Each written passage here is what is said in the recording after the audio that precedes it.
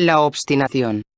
Una recopilación de las cosas dichas por P. de Ouspensky, principalmente sobre la necesidad de sojuzgar a la obstinación como preparación para el desarrollo de la voluntad.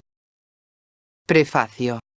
El texto que sigue ha sido reunido a partir de las respuestas dadas por P. de Ouspensky a preguntas que le fueron formuladas en sus encuentros de Londres y Nueva York de entre 1935 y 1944. Aunque el material no ha sido dispuesto cronológicamente, se ha tenido especial cuidado en no distorsionar el sentido de ninguna de las respuestas de Ouspensky, colocándolas junto a otras que pertenezcan a una línea de pensamiento diferente.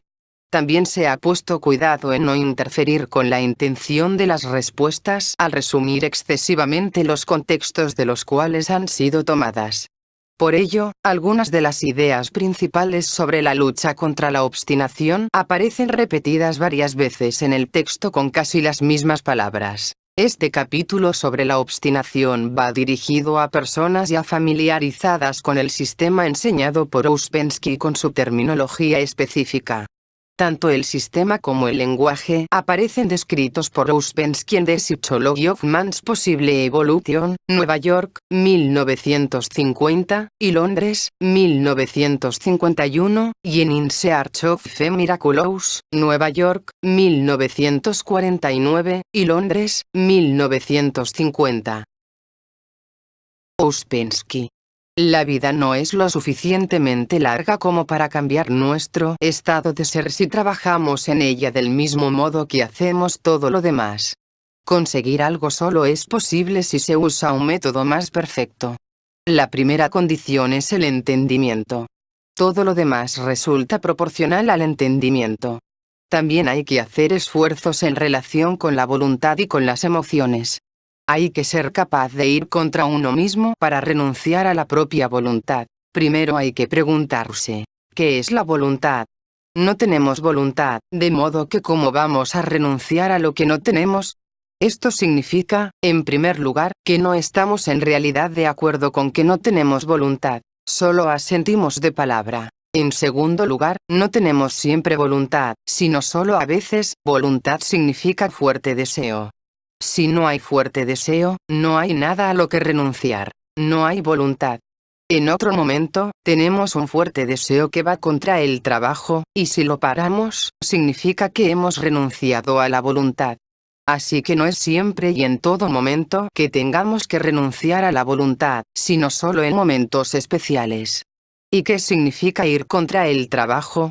Significa contra las reglas y principios del trabajo o contra algo que se le diga personalmente que haga o que no haga. Hay ciertas reglas generales y principios, y puede haber diferentes condiciones para diferentes personas. Pregunta. ¿Debe uno pedir instrucciones personales? Ouspensky.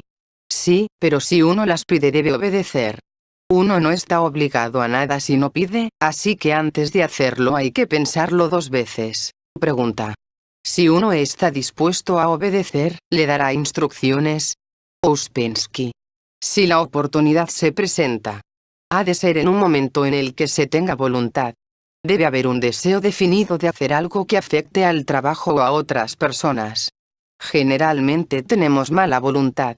Rara vez tenemos buena voluntad. Si usted tuviera buena voluntad yo no hablaría sobre ello. Simplemente diría, siga, continúe, aprenda. Aquí se mezclan muchas cosas. Usted no sabe cómo pensar sobre la voluntad. Una parte de usted se da cuenta de que somos máquinas, pero al mismo tiempo usted quiere actuar según su propia opinión. En ese momento usted debe ser capaz de parar, de no hacer lo que desea. Esto no se aplica a momentos en los que usted no tenga intención de hacer nada, pero usted debe ser capaz de pararse si su deseo va contra las reglas o principios, o contra lo que se le ha dicho. Es importante entender dos cosas, que no podemos hacer y que vivimos bajo la ley del accidente. En la mayoría de los casos, la gente cree que puede hacer, que puede conseguir lo que quiere y que el que esto no suceda es puramente accidental. La gente piensa que los accidentes son muy raros y que la mayoría de las cosas son debidas a la ley de causa y efecto. Esto es completamente falso.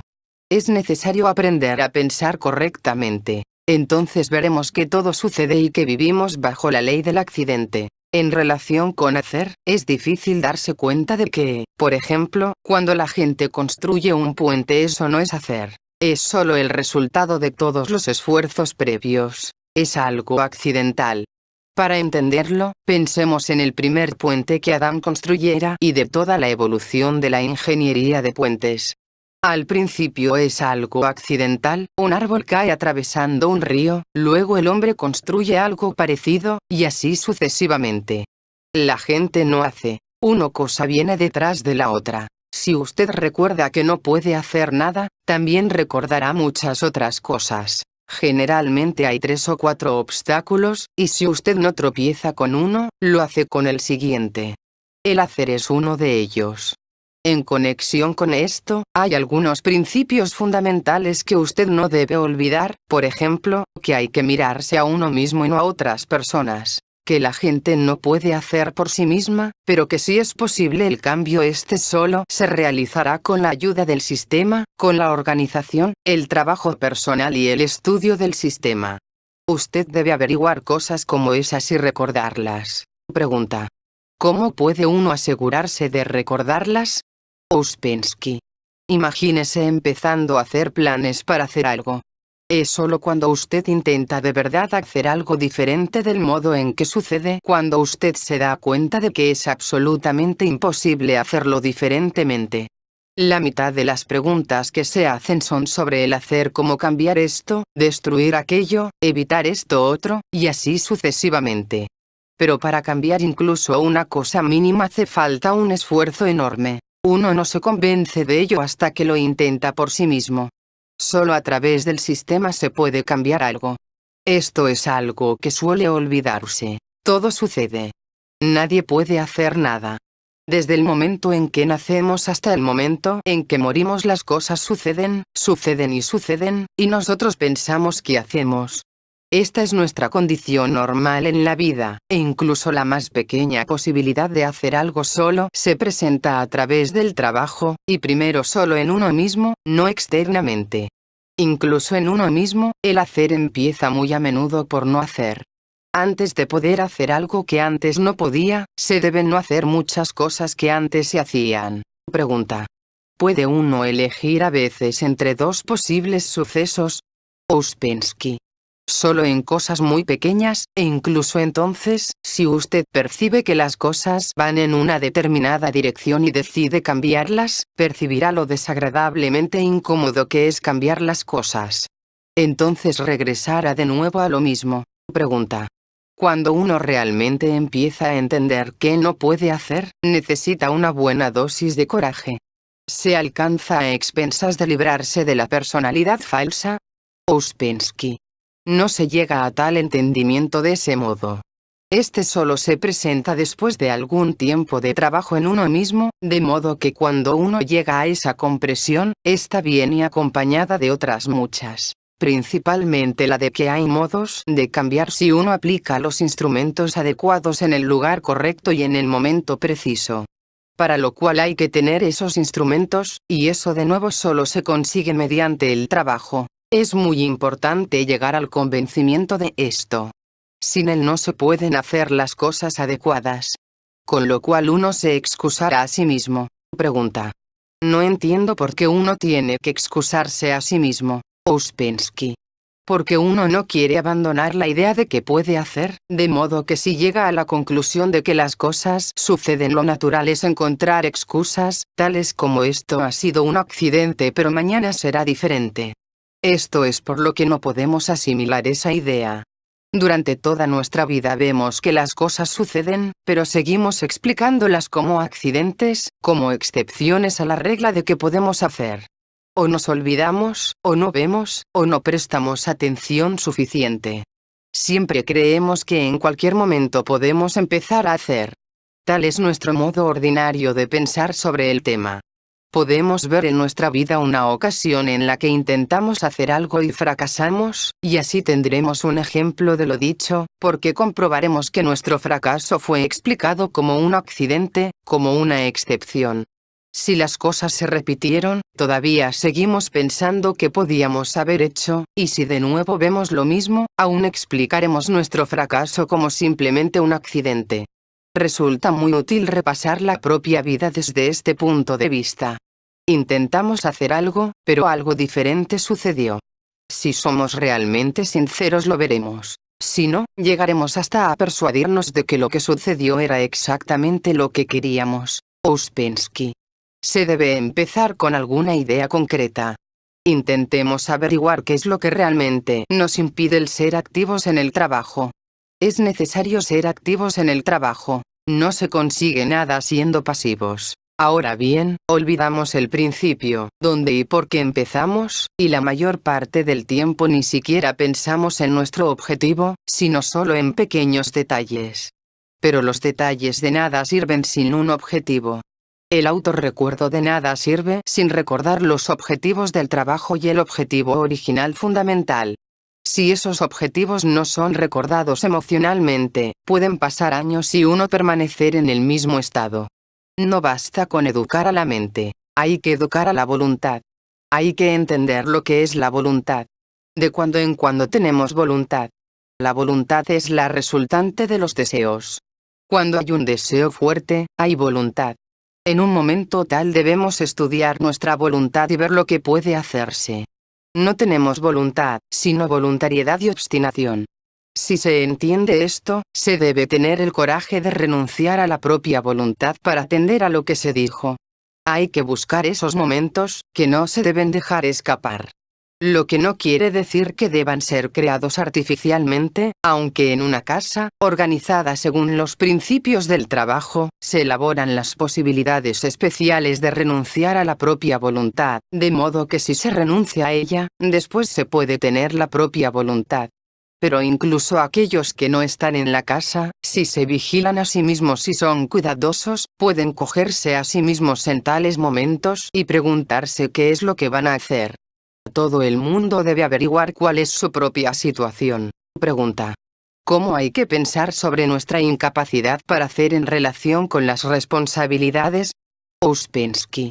Se le dan ciertas tareas definidas, cosas para hacer. Cuando uno aprende a recordarse, incluso un poco, se da cuenta de que está en mejor posición en relación con todas las demás cosas. Pregunta. ¿Propone el sistema alguna otra tesis sobre el poder de la voluntad además de la que usándola crece y no usándola se debilita? Ouspensky. El sistema explica que usted tiene muchos yoes y que cada uno tiene su propia voluntad. Si en lugar de ser muchos usted se convierte en uno, entonces usted tendrá una voluntad. En los hombres números 1, 2 o 3, la voluntad no es más que la resultante de los deseos. Ciertos deseos en conflicto, o ciertas combinaciones de deseos, le hacen a usted actuar de una manera determinada. Eso es todo. Pregunta. ¿Constituye el yo que observa el embrión del yo permanente? Ouspensky. El yo observador es el embrión del yo permanente, pero carece de voluntad real. Su voluntad no se opone a la obstinación volitiva egóica. ¿Y qué es lo que se la puede oponer? No hay más que dos cosas opuestas entre sí, el trabajo y la obstinación. La obstinación quiere hablar, por ejemplo, pero hay una regla de silencio. Con lo que sobreviene una lucha cuyo resultado depende de cuál de los dos conquista al otro. Pregunta. Usted llama lucha a esforzarse, pero, ¿qué pasa si uno no es consciente de una lucha? Ouspensky. Eso significa que sucedió. Las cosas nos pueden acaecer de 4 modos diferentes. Por accidente, a través de la ley de causa y efecto, por hado y por voluntad. La lucha debe ser intencional, por voluntad. Y usted debe ser consciente de su intención. Usted no puede hacer un esfuerzo y no ser consciente de ello. La voluntad está presente si usted desea algo, y decide y actúa, y consigue lo que se había propuesto. Eso es lo que importa. Pregunta. Creí que se había dicho que si se estudian los grupos de yoes se llega a entender cómo estos grupos se ayudan entre sí. Ouspensky. Lo que importa en este caso es la acción de la voluntad. Al principio solo se nos habla de 3 cosas: voluntad, hado y accidente. Luego llegamos a la conclusión de que debe haber una cuarta clase que corresponde al karma. Pero como esta palabra ha cosechado muchas asociaciones falsas de la teosofía, nosotros usamos las palabras causa y efecto, queriendo implicar algo que sucede en esta vida y se refiere solo a uno mismo, porque desde otro punto de vista el mundo entero está basado en la ley de causa y efecto. Pregunta. En esas 4 categorías, la voluntad con frecuencia no se usa, ¿verdad? Ouspensky. Hay que usar la voluntad. Nunca estamos preparados para el trabajo, pero debemos trabajar igualmente. Una vez preparados, se nos da otra tarea para la cual de nuevo no estamos preparados. Pregunta. Conociendo el propio hado, ¿cómo se puede actuar a lo largo de una línea para evitar accidentes? Ouspensky. No sé lo que usted quiere decir por conocer el hado. No tiene nada que ver con la evitación de accidentes. Uno evita accidentes, en el sentido que nosotros le damos, creando causas e incrementando los efectos. Esto se acerca a la voluntad. No es todavía la voluntad, pero se acerca. En una hora o en un día solo hay sitio para que sucedan algunas cosas, de modo que si uno incrementa las causas, no queda espacio para los accidentes. El hado solo se ha de considerar en relación con nuestro estado físico, la salud y cosas parecidas. El hado no tiene nada que ver con el logro. Este empieza con el juego de causa y efecto. Pero el juego de causa y efecto se da cuando el resultado depende de la propia acción, si bien impremeditada. Hay que intentar usar la voluntad en el trabajo, tanta como tengamos. Si uno tiene 1 centímetro de voluntad y la usa, entonces tendrá 2, luego 3, etc. Pregunta. ¿Cómo puedo aprender a actuar de modo diferente en la vida para evitar las mismas emociones recurrentes y limitadas que ahora siento? Ouspensky. Ese es nuestro objetivo. Ese es el objetivo de todo el trabajo. He aquí la razón por la que el trabajo se organiza, por la que tenemos que estudiar diferentes teorías, que recordar diferentes reglas, y así sucesivamente. Usted está hablando del objetivo último. Primero tenemos que trabajar en el sistema. Aprendiendo a actuar en conexión con el sistema y la organización, aprendemos a actuar en la vida. Pero no podemos aprender a actuar en la vida sin pasar primero por el sistema. Pregunta. Si nosotros solo somos debilidad y no tenemos fuerza, ¿de qué fuente podemos extraer esa fuerza que es necesaria incluso para empezar a trabajar en nosotros mismos? Ouspensky. Debemos tener algo de fuerza. Si fuéramos solo debilidad no podríamos hacer nada. Pero si no tuviéramos fuerza en absoluto, no nos habríamos interesado en este trabajo. Tomar conciencia de la situación ya nos da una cierta fuerza, y los nuevos conocimientos no hacen sino aumentarla. Así que tenemos la suficiente como para empezar. Después, con nuevos conocimientos y nuevos esfuerzos, nuestra fuerza aumentará. A menos que se hagan suficientes esfuerzos desde el principio, el sistema resulta inútil. Los esfuerzos deben ser organizados. ¿Qué quiere esto decir? A menos que uno entienda nuestro trabajo, no estaremos en disposición de poder ayudarle. Solo podemos ayudar a aquel que entre en nuestro trabajo. Hay que trabajar según 3 líneas. Antes de poder entender lo que esto significa en relación con el trabajo, hay que asumir 3 líneas de trabajo en uno mismo. Trabajo intelectual, adquisición de conocimiento, trabajo emocional, trabajo en las emociones, y trabajo en la voluntad, trabajo en la propia acción. Uno no tiene una gran voluntad tal como la del hombre número 7, pero sí tiene voluntad en ciertos momentos. La voluntad es la resultante de los deseos.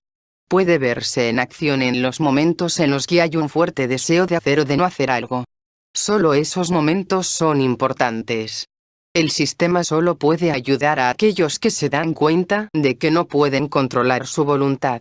Entonces el sistema, o bien les ayudará a controlar su voluntad, o bien tales personas tendrán que hacer lo que se les diga. Pregunta. ¿Es que no existe tal cosa como forzar una situación? Ouspensky.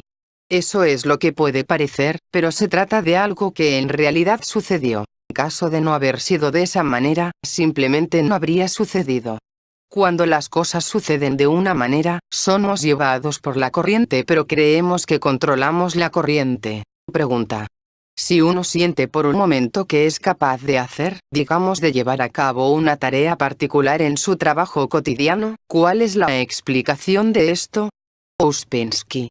Si alguien es adiestrado a hacer algo, aprende a seguir un cierto tipo de sucesos, o si lo prefiere, de empezar un cierto tipo de sucesos, y luego ellos mismos se desarrollan y uno corre tras ellos, aunque siempre creyendo que es él quien controla. Pregunta. Si uno tiene la actitud correcta. Ouspensky. No, la actitud no tiene nada que ver con esto. La actitud puede ser correcta y el entendimiento correcto y uno encontrarse con que todavía las cosas suceden de un cierto modo. Cualquiera de las cosas corrientes. Resulta muy útil el tratar de recordar ejemplos en los que uno trató de hacer algo de otro modo y ver cómo uno siempre volvió a la misma cosa incluso aunque la desviación fuera mínima. Fuerzas enormes le devuelven a uno a los viejos modos. Pregunta.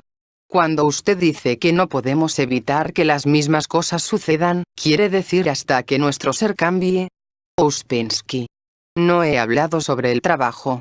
Lo que he dicho es que es necesario entender que por nosotros mismos no podemos hacer. Cuando esto esté suficientemente entendido se puede empezar a pensar que es posible hacer, en qué condiciones, con qué conocimiento y qué ayuda es necesaria. Pero primero es necesario convencerse de que, en la vida ordinaria, si uno intenta hacer algo diferente se encuentra con que no puede. Cuando esto se entienda emocionalmente será posible ir más lejos. Pregunta. Si somos máquinas, ¿cómo podemos cambiar nuestro ser? Ouspensky. Usted no puede esperar hasta que cambie. Hay un principio muy importante en el trabajo, nunca hay que trabajar de acuerdo con las propias fuerzas, siempre por encima de ellas. Esto es un principio permanente. En el trabajo siempre hay que hacer más de lo que se puede. Solo entonces se puede cambiar. Si solo se hace lo que es posible, se permanece en el mismo lugar. No hay que considerar la palabra imposible en una gran escala, pero incluso un poco significa mucho. Hay que hacer más de lo que se puede o nunca se cambiará. En esto es diferente de la vida, en la vida solo se hace lo que es posible. Pregunta.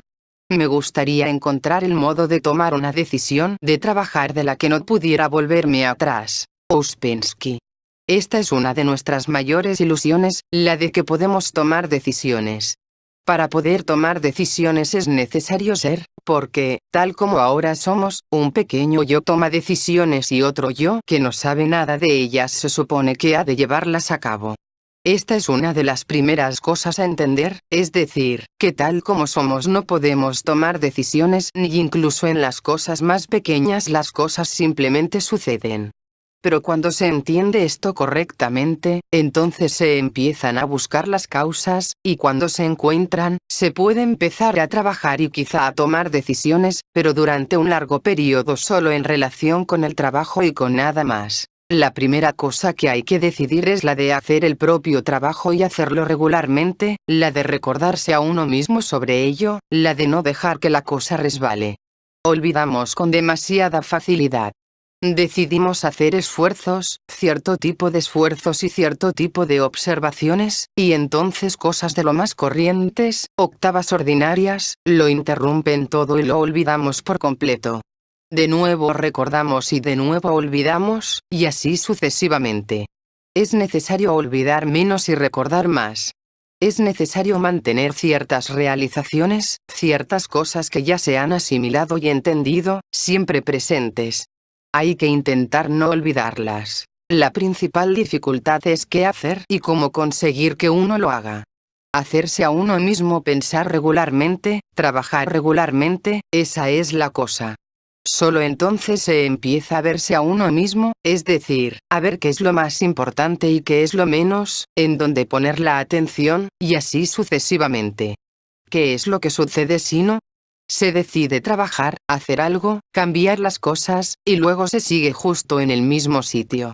Intenten pensar sobre su trabajo, sobre lo que están intentando hacer, por qué lo están intentando hacer, qué es lo que les ayuda a hacerlo y qué les obstaculiza, tanto desde dentro como desde fuera. Puede también ser útil el pensar sobre acontecimientos externos porque nos enseñan sobre todo lo que depende del hecho de que la gente está dormida, de que son incapaces de pensar correctamente, de entender profundamente. Una vez visto esto fuera, se debe aplicar a uno mismo. Se verá entonces cómo prevalece en uno mismo la misma confusión en todo tipo de temas. Es difícil pensar, difícil ver dónde empezar a pensar. Una vez comprendido esto, se puede empezar a pensar correctamente. Si uno consigue pensar correctamente sobre algo, eso inmediatamente le ayudará a pensar correctamente sobre otras cosas. El problema es que la gente no piensa correctamente sobre nada. Ouspensky. ¿Qué significa trabajar prácticamente? Significa trabajar no solo en el intelecto, sino también en las emociones y en la voluntad. Trabajar en el intelecto significa pensar de un nuevo modo, creando nuevos puntos de vista, destruyendo ilusiones. Trabajar en las emociones significa no expresar emociones negativas, no identificarse, no considerar, y después también trabajar en las emociones mismas. Trabajar en la voluntad, ¿qué significa? ¿Qué es la voluntad en los hombres números 1, 2 y 3? Es la resultante de los deseos. La voluntad es la línea de deseos combinados, y nuestros deseos cambian constantemente, no tenemos una línea permanente. Así, la voluntad corriente depende de los deseos, y los deseos pueden ser muy diferentes. Deseo de hacer algo y deseo de no hacerlo. El hombre no tiene voluntad, sino solo obstinación y cabezonería. Tenemos que preguntarnos sobre qué factores se basa la voluntad del hombre número 7. Por necesidad ha de estar basada en la plena consciencia, y esto implica conocimiento y entendimiento en conexión con la consciencia objetiva y el yo permanente. Así que son necesarias tres cosas: conocimiento, consciencia y yo permanente. Solo aquellos con las tres cosas pueden tener verdadera voluntad, es decir, una voluntad que sea independiente de todo lo demás y que solo esté basada en la consciencia, en el conocimiento y en un yo permanente. Ahora preguntémonos en qué se basa la obstinación. Siempre en la oposición. Hay obstinación cuando, por ejemplo, alguien ve que otro no sabe cómo hacer una cosa y cuando le dice que se lo va a explicar, el otro dice, no, lo haré yo mismo. La obstinación brota de la oposición. En general puede convertirse en un tipo de hábito. Para estudiar cómo empezar a trabajar en la voluntad, cómo transformar la voluntad, uno tiene que renunciar a la propia voluntad. Lo cual es una expresión muy peligrosa si se entiende mal. Es importante entender correctamente qué es lo que significa renunciar a la propia voluntad. La cuestión es cómo hacerlo. Primero, uno debe intentar conectar y coordinar los pensamientos, palabras y acciones, con las ideas, requerimientos e intereses del sistema. Tenemos demasiados pensamientos accidentales que cambian toda la perspectiva. Si queremos estar en el trabajo, tenemos que verificar todos nuestros pensamientos, palabras y acciones desde el punto de vista del trabajo. Algunos de ellos pueden dañar al trabajo. Así que, si usted desea trabajar, deja de ser libre. Usted debe perder la ilusión de libertad. La pregunta es, ¿tenemos libertad? ¿Tenemos algo que perder? La única libertad que tenemos es la de hacer daño al trabajo y a la gente. Aprendiendo a no dañar al trabajo, aprendemos a no dañarnos a nosotros mismos, a no ejecutar acciones inconexas e irresponsables. Así que no renunciamos a nada real. Ouspensky. La determinación y definición del objetivo constituye un momento muy importante en el trabajo. Sucede, por lo general, que uno define muy bien el objetivo, en la dirección perfectamente acertada, solo que ha elegido un objetivo demasiado lejano. Entonces, con este objetivo en mente, uno empieza a aprender y a acumular material. La siguiente vez que uno intenta definir el objetivo, lo hace de un modo algo diferente, encontrando un objetivo un poco más cercano. La vez siguiente de nuevo un poco más cercano, y así sucesivamente hasta que uno encuentra un objetivo que está bastante próximo, mañana o pasado mañana. Este es realmente el modo correcto en relación a los objetivos si hablamos sobre ellos sin palabras específicas. Pero, además, podemos encontrar muchos que ya han sido mencionados de una forma definida. Ser uno. Correcto, muy buen objetivo. Ser libre. ¿Cómo? Solo adquiriendo control de la máquina. Uno puede decir, quiero ser consciente muy bien. Otro, quiero tener voluntad perfecto. Quiero estar despierto también muy bueno. Todos estos son objetivos en la misma línea, solo que a diferentes distancias. Pregunta. He llegado a la conclusión de que la mayoría de mis objetivos son demasiado remotos y me gustaría trabajar más en el lado práctico. Ouspensky. Sí, porque antes de que usted pueda alcanzar objetivos remotos hay muchas cosas que usted tiene que hacer aquí y ahora, y esa es la diferencia entre el nuestro y casi todos los sistemas. Casi todos los demás sistemas empiezan al menos 10.000 millas por delante y carecen de significado práctico. Pero nuestro sistema empieza en esta habitación. Esa es la diferencia, y eso es lo que hay que entender antes que nada. Una y otra vez tenemos que volver a la cuestión de qué es lo que queremos del trabajo. No usen la terminología del sistema, pero averigüen qué es lo que quieren. Si ustedes dicen que quieren ser conscientes, eso está muy bien, pero ¿por qué? ¿Qué es lo que quieren conseguir siendo conscientes? No piensen que pueden responder inmediatamente a esta pregunta. Es muy difícil. Pero deben ustedes seguir volviendo a ella. Y deben saber que antes de que llegue el momento de que ustedes consigan lo que quieren deben tener una idea clara de lo que es. Esta es una condición necesaria. Nunca podrán conseguir nada hasta que sepan el qué y puedan decir yo quiero esto. Entonces puede que ustedes lo consigan o puede que no. Pero lo que es seguro es que no se puede alcanzar sin antes saber qué es. Además, hay que querer las cosas en el orden correcto. Pregunta. ¿Qué es lo que quiere decir? Ouspensky. Uno debe estudiar y entender el orden correcto de posibilidades. Esto es un tema muy interesante. Pregunta. ¿Quiere usted decir en el sistema? Ouspensky. Con la ayuda del sistema. Pero usted puede formularlo a su manera. Usted debe ser sincero consigo mismo.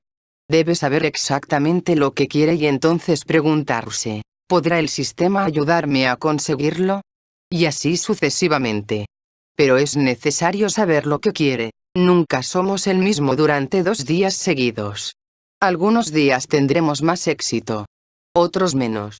Todo lo que podemos hacer es controlar lo que podemos.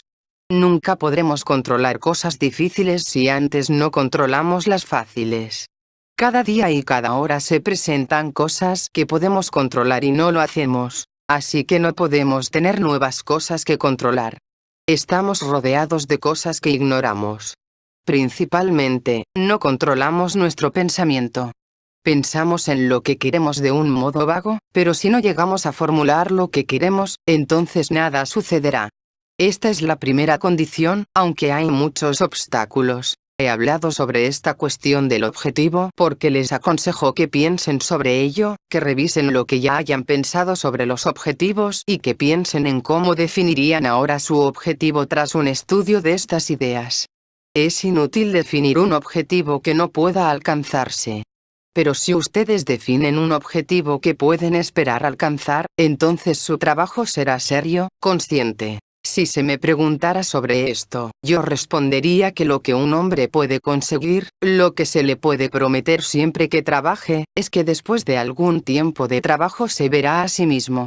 Las demás cosas a conseguir, tales como conciencia, unidad, conexión con los centros superiores, etc., todo esto viene después de lo anterior, y no sabemos en qué orden se presenta.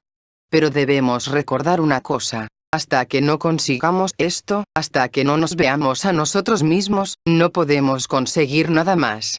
Solo cuando empecemos a trabajar con este objetivo en perspectiva podemos decir que hemos empezado a trabajar de verdad. Así que, después de algún tiempo, debemos ser capaces de formular nuestro objetivo inmediato como el de verse a uno mismo. No conocerse a uno mismo, eso vendrá después, sino solo verse a uno mismo. Ouspensky. Incluso el conocimiento y el entendimiento no bastan si uno no trabaja en el ser. Si la voluntad no crece al mismo tiempo, uno puede entender mucho y no ser capaz de hacer nada. Pregunta. ¿Dice usted que es posible entender y sin embargo no poder hacer nada al respecto? Ouspensky. Sí, si desde el principio uno no empieza a hacer esfuerzos serios para desarrollar la voluntad. Si la voluntad permanece infradesarrollada, el crecimiento en entendimiento no podrá servir de mucho. Uno puede entender muchísimo y sin embargo no ser capaz de hacer nada al respecto. Pregunta. ¿Es la voluntad parte del ser? Ouspensky. Sí, lo mismo que la consciencia o el entendimiento. Pero si usted trabaja mucho en el entendimiento y deja la voluntad a un lado, ésta en lugar de hacerse más fuerte se debilitará, o al menos permanecerá como estaba. Con nuestra voluntad, hablo de la voluntad de los hombres números 1, 2 y 3, solo podemos controlar un centro, y esto usando toda la concentración de que somos capaces. Nunca podemos controlar 2 o 3 centros, y sin embargo los centros dependen unos de otros. Supongamos que decidimos controlar un centro y, mientras tanto, otros centros empiezan a operar por sí mismos, entonces inmediatamente su acción corromperá a la del centro que queremos controlar, que retornará a un tipo de reacción mecánica. Pregunta. ¿Cómo se puede llegar a este tipo de voluntad? Ouspensky. Esto ya se ha explicado en relación con el ejercicio de parar uno. Aquellos que asistieron a la conferencia sobre el ejercicio de parar lo recordarán. Controlar más de un centro es la base de ese ejercicio, lo cual solo puede conseguirse si uno se pone bajo otra voluntad, porque la propia es insuficiente. A veces puede llegar a ser necesario controlar 4 centros, y el máximo de energía de la propia voluntad solo puede controlar uno. Por eso se hace necesaria otra voluntad. Por eso es necesaria la disciplina de escuela con todos sus ejercicios. Pregunta. ¿Cómo podemos trabajar contra la obstinación? ¿Es posible que nosotros, tal como somos, reconozcamos los momentos en los que tenemos verdadera voluntad? Ouspensky. No verdadera voluntad. No podemos tener tal cosa. Todo lo que tenemos es volición egoica y obstinación, o bien pequeñas voluntades que cambian todo el tiempo. La verdadera voluntad está muy lejos de eso. Está basada en el yo permanente, en la consciencia y en la individualidad. No la tenemos. Sobre cómo trabajar contra la obstinación, puede usted estudiar el sistema. En él hay ciertas demandas, cosas que usted debe o no debe hacer. Por ejemplo, usted no debe hablar, porque si lo hace solo dirá mentiras. No se puede hablar sobre el sistema antes de conocerlo y entenderlo. De este modo, desde el mismo principio, usted se encuentra con ideas del trabajo opuestas a la obstinación.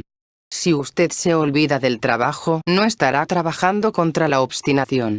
El único modo de trabajar contra ella es recordar el trabajo. Puede que en un momento dado el trabajo no entre en absoluto, pero lo hará en otro momento, y entonces usted podrá entender lo que significa renunciar a la obstinación. Pregúntese. ¿Es esto correcto desde el punto del trabajo o no? Así se lucha contra la obstinación. Primero es necesario entender lo que es la voluntad. No tenemos voluntad, solo cabezonería y obstinación. La obstinación es presunción o agresividad.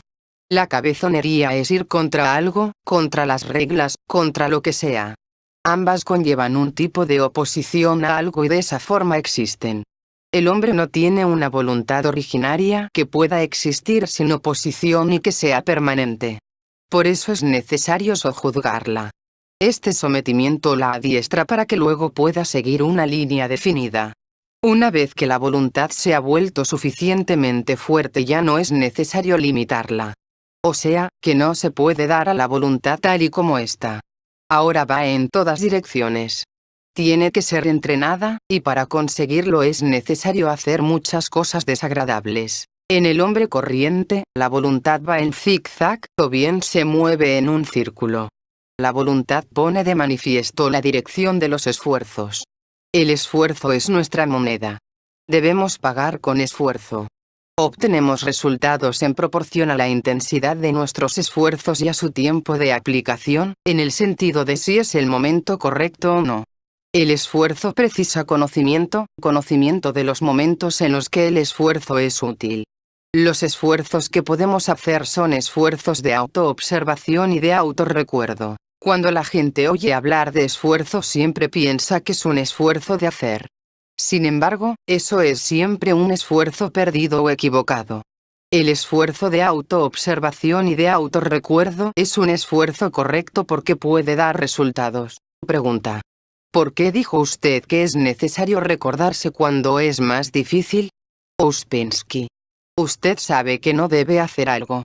Pero una parte de usted quiere hacerlo. Entonces usted se recuerda a usted mismo y lo para. El autorrecuerdo lleva consigo un elemento de voluntad. Si no fuera nada más que sonar, yo soy, yo soy, yo soy, no sería nada. Debe usted dedicar un cierto tiempo simplemente a estudiar lo que significa recordar, y lo que significa no recordar, y el efecto que ambos tienen. Después usted podrá inventarse muchos procedimientos para recordarse a usted mismo. En realidad, el autorrecuerdo no es algo abstracto o intelectual. Es un momento de voluntad. No es pensamiento, es acción. Significa haber incrementado el control. Si no, ¿para qué serviría? Solo podemos controlarnos en un momento de autorrecuerdo. El control mecánico que se adquiere mediante el adiestramiento y la educación, cuando a uno se le enseña cómo comportarse en ciertas circunstancias, no es un verdadero control. Ouspensky.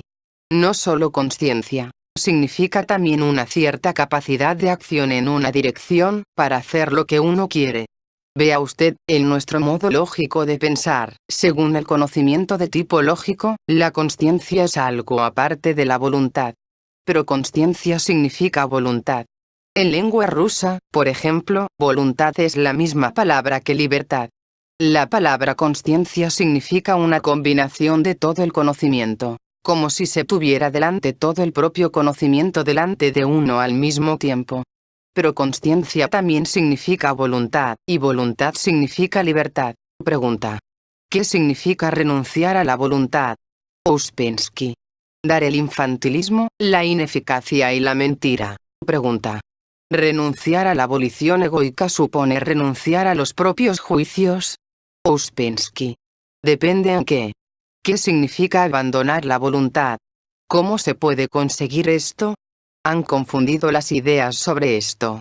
Para empezar, ustedes lo conciben como una acción final. Ustedes renuncian a la voluntad y entonces ya no tienen más voluntad.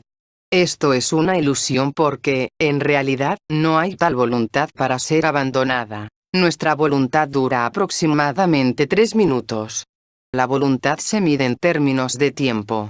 Si una vez renunciamos a 3 minutos de voluntad, al día siguiente otros 3 minutos se desarrollarán. Renunciar a la voluntad es un proceso continuo, no una única acción. Una acción aislada no significa nada. La segunda equivocación es olvidar aquellos principios a los que uno renuncia a su voluntad, tales como las reglas.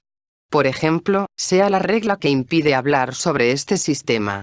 El deseo natural es hablar, pero si uno se para significa que renuncia a su voluntad, que obedece a esta regla. Hay muchos otros principios en los que hay que renunciar a la voluntad para poder seguirlos. Pregunta. ¿Renunciar a la propia voluntad significa no actuar sin entendimiento? Ouspensky. Ustedes ven, esa es otra de sus equivocaciones. Ustedes piensan que renunciar a la voluntad significa hacer algo. Eso sucede muy raras veces. La mayor parte de las veces lo que se les dice es que no hagan algo.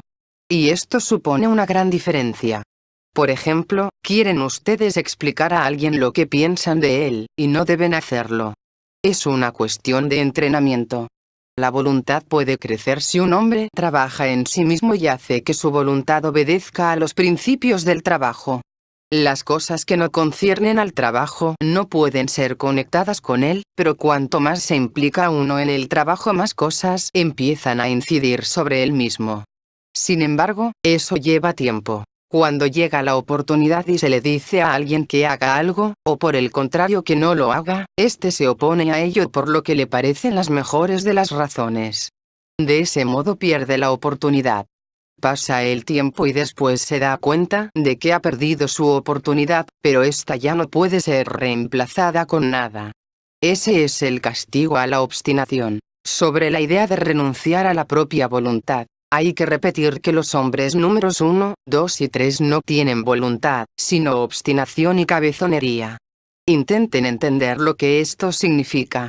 Ser cabezota significa que uno quiere hacer o hace de hecho algo prohibido, simplemente porque está prohibido. Y un ejemplo de obstinación es cuando alguien ve que estás intentando hacer algo y que no sabes cómo hacerlo y quiere ayudarte, pero le dices, no, lo haré por mí mismo. Esos son los dos tipos de voluntad que tenemos.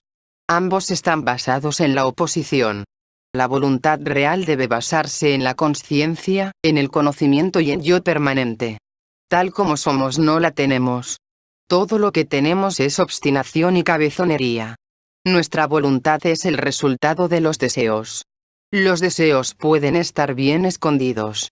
Por ejemplo, alguien desea criticar a otra persona y llama a eso sinceridad. Pero el deseo de criticar puede ser tan fuerte que para pararlo tendría que hacer un gran esfuerzo, y un hombre no puede por sí mismo hacer grandes esfuerzos. Para poder crear voluntad hay que intentar coordinar cada acción con las ideas del trabajo. Hay que preguntarse en cada acción, ¿cómo se verá esta acción desde el punto de vista del trabajo? ¿Me resultará útil o dañina, o bien no será para el trabajo? Si no lo sabemos podemos preguntar. Después de permanecer un largo tiempo en el trabajo, no habrá prácticamente una sola acción que no incida sobre él. No hay acciones independientes. De ese modo, no se es libre, en el sentido de que no se puede actuar locamente y sin discriminación. Hay que pensar antes de actuar. Este es el único procedimiento para la creación de voluntad, y para llevarlo a cabo es necesario el trabajo organizado de escuela. Sin escuela no se va a ninguna parte. Pregunta. Al hablar sobre la voluntad, usted ha dicho que primero tendríamos la voluntad de otras personas y luego la nuestra. ¿Cómo venimos a estar bajo la voluntad de otras personas? Ouspensky.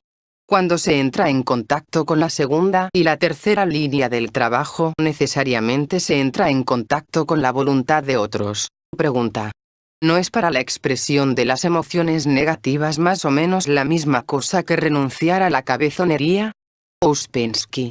¿Por qué quiere usted traducir una cosa a la otra? La cabezonería puede presentar muchas formas sin conexión definida con las emociones negativas. Pregunta. Me parece que renunciando a la obstinación se consigue lo que se desea, que renunciando al deseo se obtiene el resultado deseado. Ouspensky. Eso no es obstinación. La obstinación no contiene a todo lo que se quiere. Si se tiene hambre y se quiere comer, eso no es obstinación. Obstinación significa actuar por uno mismo y, en nuestro caso, no tomar en consideración al trabajo ni a los principios del trabajo. Estamos hablando de los principios del trabajo y de la obstinación. Podemos hacer las cosas a nuestra manera o no. Si es mi obstinada abolición el blasfemar, por ejemplo, y yo renuncio a ella porque va contra los principios del trabajo, ¿dónde están los resultados deseados de los que usted habla? Como dije antes, la obstinación está siempre conectada con la propia opinión, con el pensar que se sabe algo. Entonces se viene a una escuela y uno se da cuenta de que no sabe nada. De ahí que una preparación sea necesaria para la escuela. Normalmente estamos llenos de opiniones propias y de obstinaciones. La obstinación es como un niño que dice, ya lo sé. Lo haré solo. La obstinación tiene muchas facetas. Se le dice a alguien que no haga algo y al instante quiere hacerlo.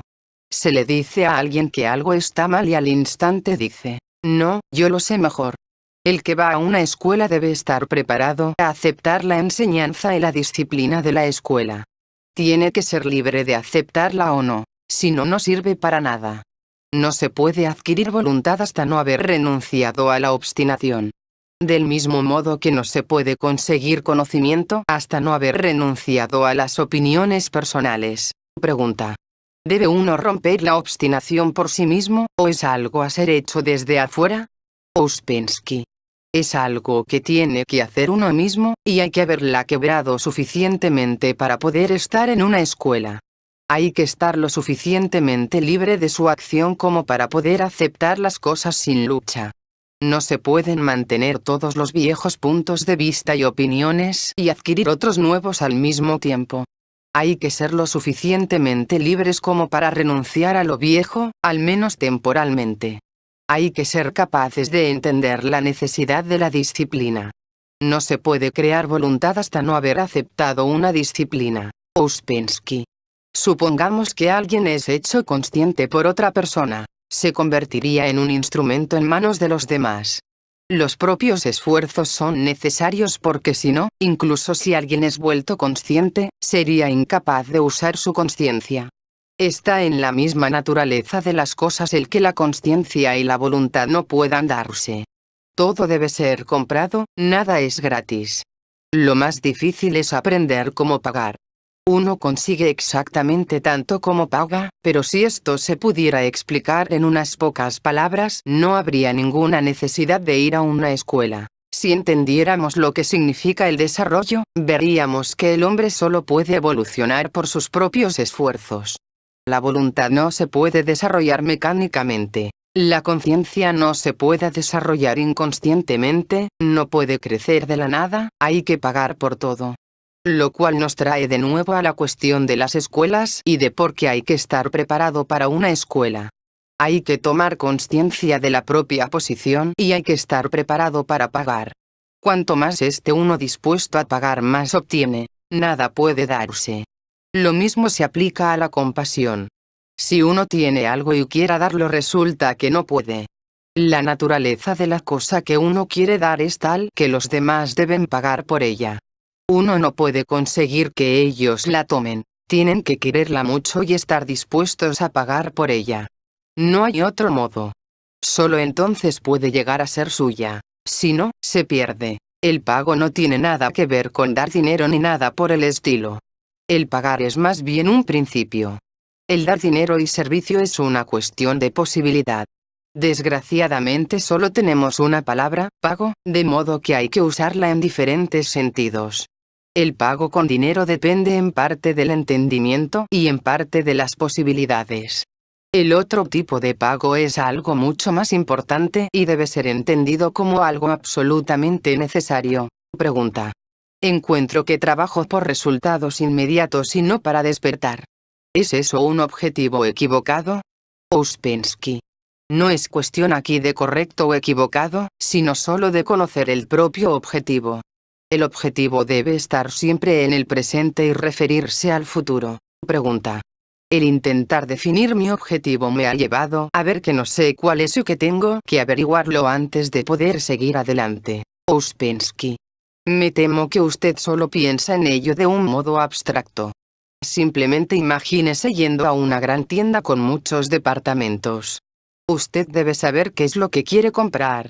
¿Cómo puede usted conseguir algo si no sabe lo que quiere? Este es el modo de aproximarse al problema. La primera pregunta es, ¿qué es lo que quiero?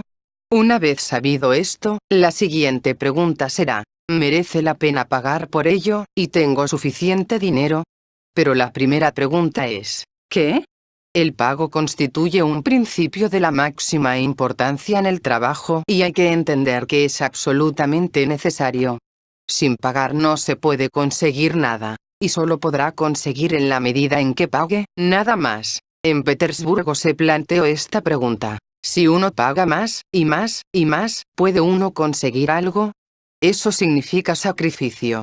Pero no debe haber demasiada obstinación, incluso sobre el sacrificio. Pregunta. En nuestro estado actual, ¿podemos juzgar lo que es una acción moral? Ouspensky. Es muy fácil equivocarnos, pero, al mismo tiempo, podemos. Estamos solo empezando. Cuanto más control tengamos, mayor será nuestra conciencia. Y la conciencia en este sentido incluye a la voluntad. En nuestro estado ordinario, sin control, solo podemos hablar de moral convencional, pero con más control nos volvemos más responsables.